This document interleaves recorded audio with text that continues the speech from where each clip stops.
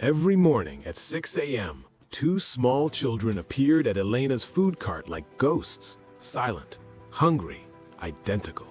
She fed them without asking questions. She never took their money. They had none to give. For 6 months, this was their routine. Then one Tuesday morning, everything changed. A convoy of black Mercedes SUVs stopped in front of her tiny street corner. Car doors opened. Men in expensive suits stepped out. And the man who emerged last, tall, silver-haired, wearing a watch worth more than Elena's entire life, walked straight toward the twins. He knelt down, he touched their faces, and then he said 4 words that made Elena's blood run cold. I've been looking everywhere. Who was this man? Why was he searching for 2 homeless children? And what secret were those twins hiding that would change Elena's life forever? If you love stories where one act of kindness creates a miracle you never saw coming, hit that subscribe button now. This one will restore your faith in humanity. Los Angeles, the corner of 5th and Spring, 5:47 a.m. Elena wiped down the steel countertop of her food cart, her hands moving with the muscle memory of someone who'd done this 10,000 times. She'd been running Elena's kitchen for 3 years now, a modest taco cart that served construction workers, early shift nurses, and anyone else hungry enough to stop at dawn. The cart wasn't much: dented steel, a propane stove that sometimes sputtered, a small cooler she refilled with ice every night, but it was hers, paid for in cash after 2 years of working double shifts at a laundromat. Elena was 42, no husband, no children, no family left in Guatemala, just her, this cart, and the dream that maybe, someday, she'd save enough to open a real restaurant. She heard them before she saw them. Soft footsteps, 2 pairs, always together. Elena looked up. There they were, the twins. 2 boys, maybe 7 years old, identical in every way. Same dark curly hair, same brown eyes that looked too old for their small faces, same torn sneakers with holes in the toes, same oversized shirts that hung off their thin shoulders like curtains. They never spoke first. They just stood there, 10 feet from the cart, watching. "Buenos dias," Elena called out gently. The boys stepped forward slowly, like animals approaching food they weren't sure was safe. "Hungry?" Elena asked, already knowing the answer. One of the boys, she could never tell them apart, nodded once. Elena turned to her grill and began cooking. She cracked 4 eggs, added chorizo, warmed tortillas, and assembled 2 breakfast tacos with extra cheese and salsa. She wrapped them carefully in foil and placed them on the counter. "Here, eat." The boys grabbed the food and devoured it standing up. No words, no eye contact, just survival. Elena watched them, her heart squeezing. This had been happening every morning for 6 months. Same time, same silence, same hunger. She tried asking questions at first. "What are your names?" No answer. "Where do you live?" They'd just stare. "Where are your parents?" That question made them look down at their feet, and Elena never asked again. After they finished eating, the boys would nod once, a gesture that might have been thank you, and disappear into the city like smoke. Elena never charged them. How could she? They clearly had nothing, and something about them broke her heart in a way she couldn't explain. Her friend Rosa, who ran a flower stand nearby, thought she was crazy. "Elena, you're barely making rent," Rosa had said last week. "You can't keep feeding random kids for free." "They're not random," Elena replied quietly. "They're hungry." "So call the police, call social services." Elena shook her head. "And then what? They get taken away, separated, put in the system?" She paused. "At least this way I know they eat once a day." Rosa sighed. "You have a soft heart, mi amiga. Be careful, the world takes advantage of soft hearts." But Elena couldn't help it. When she looked at those boys, she saw herself 30 years ago, a frightened child in a country that didn't want her, trying to survive on kindness from strangers. So every morning she cooked, and every morning they came. Until the morning everything changed. It was a Tuesday. The city was just beginning to wake up. Elena was grilling onions when she heard the engines. Deep, expensive, multiple. She looked up. 4 black Mercedes SUVs rolled down the street in perfect formation, moving slowly like a funeral procession. They stopped directly in front of her cart, blocking traffic. Car doors opened in unison. Men stepped out, 6 of them, all wearing dark suits, earpieces, and expressions that said, "Don't ask questions." Elena's pulse quickened. This was her corner. She had permits. She paid her fees. Why were security guards here? Then the rear door of the 3rd SUV opened. A man stepped out. He was in his 60s, tall and commanding, with silver hair swept back perfectly. He wore a charcoal suit that probably cost more than Elena made in a year. His shoes were polished to a mirror shine. Everything about him screamed wealth and power. But his face looked devastated. His eyes were red-rimmed. His jaw was tight. He looked like a man who hadn't slept in days, maybe weeks. He scanned the streets slowly, searching. Elena's hands froze on the spatula. Should she run? Should she close the cart? Was she in trouble? Then the man's eyes locked onto something behind her. She turned. The twins.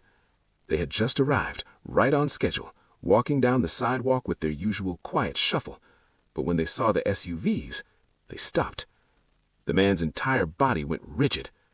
"There," he whispered, his voice cracking. He started walking toward them, fast, then faster. His guards tried to follow, but he waved them off. "Stay back," he commanded. The twins stared at him, frozen. They didn't run. They just stood there, holding each other's hands. The man dropped to his knees right there on the dirty sidewalk, not caring about his expensive suit. "Lucas, Mateo," his voice was raw, broken. "I've been looking everywhere." Elena's blood went cold. He knew their names. One of the twins, Lucas apparently, took a tiny step forward. His voice was barely a whisper. "Abuelo?" "Grandfather." The man let out a sound that was half sob, half laugh. He opened his arms. "Sí, mijos, sí, it's me." The twins looked at each other. Some silent communication passed between them. Then slowly they walked into his arms. The man wrapped them up, holding them like he'd never let go. His shoulders shook. He was crying.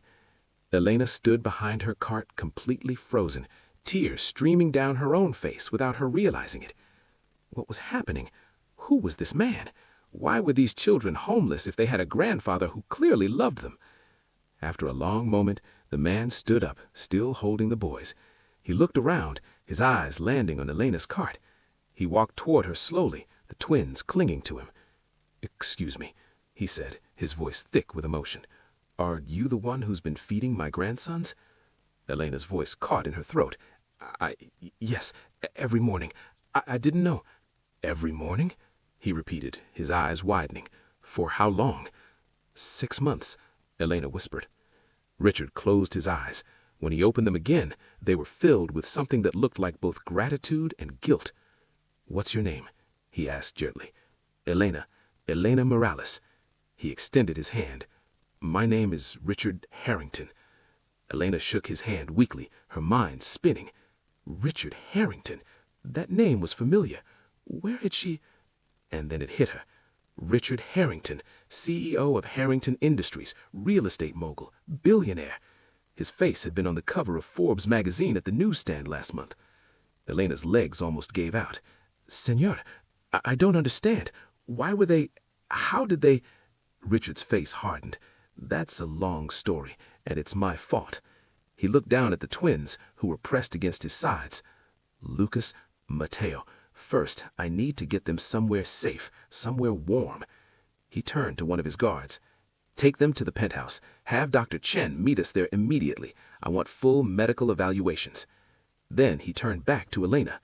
"Miss Morales, I need to speak with you privately. Today, please."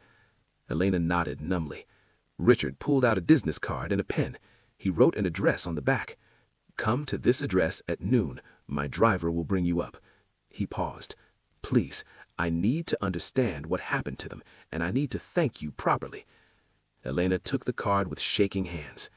Richard knelt down one more time, eye level with the twins.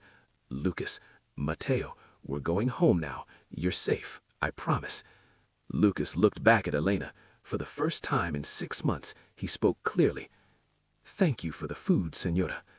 Elena's eyes filled with tears again. "De nada, mijo, de nada." She watched as Richard guided the twins into one of the SUVs.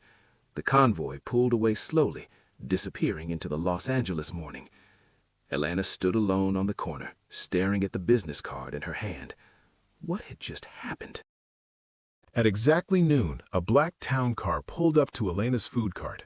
The same driver from that morning stepped out. "Miss Morales," he said politely, "Mr. Harrington is expecting you." Elena had closed the cart early, gone home, and changed into her only good dress, a simple blue one she wore to church. She felt completely out of place, but she got into the car anyway. They drove through Los Angeles, moving from her working-class neighborhood into areas Elena had only seen on television. Beverly Hills, Bel Air, higher and higher into the hills until they reached a gate that looked like it belonged to a fortress. The driver spoke into an intercom. The gate opened. Elena's breath caught. The house, no, the estate was massive, modern, glass and stone, and angles that didn't seem possible. It overlooked the entire city like a palace floating above the clouds. The car stopped at the entrance. The driver opened her door. "This way, ma'am." Elena followed him through the front door into a foyer that was larger than her entire apartment. Marble floors, a chandelier that looked like it weighed 1,000 pounds, art on the walls that she suspected was real and priceless. "Elena," she turned. Richard Harrington stood at the top of a curved staircase. He'd changed into casual clothes, slacks and a white button-down, but he still looked like money.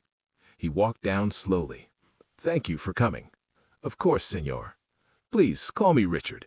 He gestured toward a sitting room off to the side. "Come, sit. We need to talk." They sat across from each other on furniture that was almost too beautiful to touch. A woman in a white uniform brought coffee. Elena's hands shook as she picked up the cup. Richard leaned forward, his elbows on his knees, his face grave. "Miss Morales, I need to tell you a story, and I need you to understand that what happened to my grandsons is my fault." Elena said nothing. She just listened. "5 years ago," Richard began, "my daughter, Isabella, married a man. His name was David. I didn't approve. I thought he was after her money, after my money. We fought. Isabella was furious with me. She said I was controlling, that I never trusted her choices." He paused, his voice catching. "So she cut me off, completely. Changed her number, moved away. I tried to reach her, but she wouldn't take my calls. I was too proud to beg, too stubborn to apologize." Richard looked down at his hands. 2 years ago, she had the twins, Lucas and Mateo. I found out through a private investigator. I sent gifts, money, letters. She sent everything back. She wanted nothing to do with me. His voice dropped to almost a whisper. Then, a year ago, Isabella got sick. Cancer. Aggressive. By the time it was diagnosed, it was too late. Elena's hand went to her mouth. David, her husband, he couldn't handle it. The medical bills, the stress, the fear. He started drinking, started disappearing, and when Isabella died 8 months after, David completely fell apart. Richard's jaw tightened. 2 months after Isabella's funeral, David abandoned the twins, just left them, dropped them off at a shelter and never came back. Elena felt tears streaming down her face. "I didn't know," Richard continued, his voice thick. "I didn't know she had died. I didn't know the boys were alone. My investigator had lost track of them after Isabella cut contact. By the time I found out and started searching, the twins had already run away from the shelter system." He looked up at Elena, his eyes raw. "They've been on the streets for 6 months, Elena. 6 months, while I searched every corner of this city, spending millions on investigators, offering rewards, pleading with anyone who would listen. My grandsons were sleeping in doorways, digging through trash, surviving on whatever scraps they could find." Richard's voice cracked completely. "Until they found you." Elena wiped her face. "They never told me anything. They never spoke." "I know," Richard said. "The doctors examined them this morning. They're malnourished, traumatized. They've developed selective mutism from the stress. They barely speak to anyone." He stood up and walked to the window, looking over the city. "But every morning for 6 months, you fed them. You asked for nothing. You didn't call the authorities. You didn't turn them away. You just gave them food and let them be." He turned back to her. "You saved their lives, Elena, and I need you to understand that I will spend the rest of my life trying to repay that debt." Elena shook her head quickly. "No, Senor. Richard, you don't owe me anything. I did what anyone would." "No," Richard interrupted firmly. "You did what no one else did. Most people walked past them, ignored them, treated them like they were invisible. But you saw them. You cared." He sat back down, closer this time. "Elena, I want to help you. Please, let me." Elena felt uncomfortable. "I don't need—" "You run a food cart," Richard said gently. "You work 14-hour days. You can barely afford rent. Am I wrong?" Elena looked down, her cheeks burning with shame. "There's no shame in struggling," Richard said softly. "But there's also no shame in accepting help when it's offered with gratitude." He pulled out a folder from the table beside him and slid it across to her. "Open it." Elena's hands shook as she opened the folder. Inside was a deed, a property deed, for a restaurant, a real restaurant, on Melrose Avenue, prime location. Elena's vision blurred. "It's yours," Richard said, "free and clear. No rent, no mortgage. It's in your name as of this morning." I can't," Elena choked out. "This is too much. I can't accept." "Yes, you can," Richard said firmly, "because this isn't charity, Elena. This is justice. You fed my family when they had nothing. Now I'm giving you the opportunity to feed hundreds of families, to build something, to stop worrying about survival and start building a legacy." Elena put her face in her hands and sobbed. Richard waited patiently until she could speak again. "Why?" she finally whispered. "Why this much?" Richard's expression softened. "Because 6 months ago, I lost everything that mattered. My daughter was gone. My grandsons were missing. I had billions of dollars, and I couldn't save the people I loved most." He looked at her with complete sincerity. "But you, with almost nothing, you saved them anyway. You reminded me what actually matters in this world, and I will never, ever forget that." 3 months later, Elena stood in front of a gleaming restaurant on Melrose Avenue, staring up at the sign above the door. Elena's Kitchen, the same name as her cart. But this was everything she dreamed of and more. Floor-to-ceiling windows, a modern interior with warm wood and soft lighting, a full kitchen with equipment she'd only ever seen on cooking shows, tables for 50 guests, a bar, a patio. It was perfect. Richard had insisted she hire a designer. He'd insisted she get the best equipment. He'd insisted on excellence. "If you're gonna do this," he'd said, "do it right." And she had. Tonight was opening night. Elena wore a simple black dress. Her hair was pulled back. Her hands wouldn't stop shaking. Rosa stood beside her, holding her hand. "You ready, amiga?" Elena took a deep breath. "I think so." The doors opened at 6 p.m. The restaurant filled immediately. Food critics, bloggers, locals who'd heard about the story. And in the corner booth, reserved permanently, sat Richard Harrington with Lucas and Mateo. The twins looked different now. They'd gained weight. Their eyes were brighter. They wore clean clothes and real shoes. They still didn't talk much, but they smiled sometimes. Small, precious smiles that made Elena's heart sing. Throughout the night, Elena moved through the restaurant, greeting guests, checking on dishes, making sure everything was perfect. Every time she passed the corner booth, she caught Richard's eye. He'd nod, a silent gesture of pride. At the end of the night, after the last guest left, Elena sat down with Richard and the twins. "How did I do?" she asked nervously. "You were magnificent," Richard said. Lucas tugged on her sleeve. She looked down at him. "Miss Elena?" he said quietly. He was talking more now, little by little. "Your food is still the best." Elena's eyes filled with tears. She pulled both boys into a hug. "Thank you, mijos. Thank you." 1 year after opening, Elena's Kitchen was thriving. The restaurant had a 6-week waiting list. Food critics called it the heart of Los Angeles. Celebrities came, tourists came, but Elena never forgot where she started. Every Sunday morning, she closed the restaurant to the public. Instead, she opened the doors to homeless families. Free meal, no questions asked, just food and dignity. Richard funded it anonymously. Elena never asked him to. He insisted. "You taught me something," he told her once. "Wealth means nothing if you don't share it." On this particular Sunday, Elena stood in the kitchen preparing plates when she felt a small hand on her arm. She turned. Mateo. He was 9 now, taller, healthier, happier. "Miss Elena," he said. "Can Lucas and I help serve today?" Elena smiled. "Of course, mijo, of course." The twins put on aprons, miniature versions Elena had made specially for them, and helped carry plates to families who looked exactly like they had looked a year ago. Lost, hungry, invisible.